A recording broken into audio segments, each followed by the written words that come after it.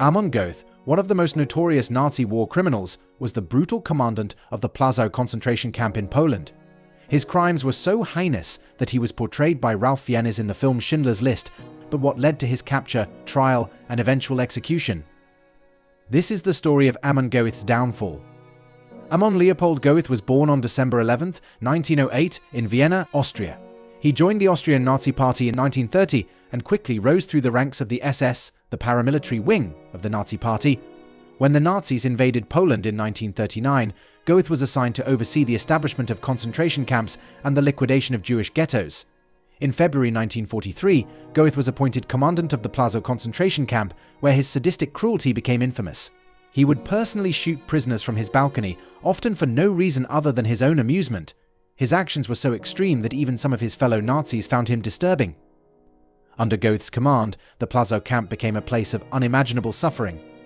Thousands of Jews and other prisoners were tortured, starved, and murdered. Goeth's reign of terror continued unabated until the tide of the war began to turn against the Nazis. The world became more aware of Goeth's atrocities after the release of Schindler's List, where his monstrous behavior was vividly portrayed by actor Ralph Fiennes.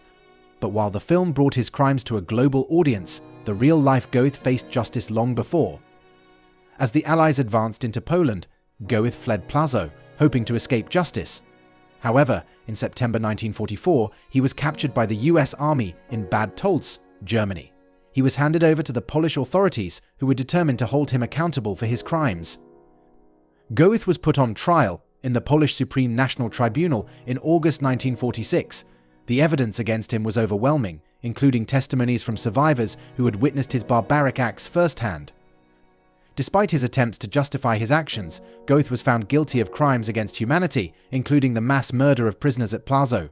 On September 13, 1946, Amon Goeth was sentenced to death. His execution took place in the Montelupik prison in Krakow, Poland. Goeth showed no remorse for his actions and remained defiant until the end. The execution was carried out by hanging, and Goeth was buried in an unmarked grave, a fitting end for a man who had caused so much suffering. While his death did not bring back the lives he had taken, it served as a powerful statement that the atrocities of the Holocaust would not go unpunished.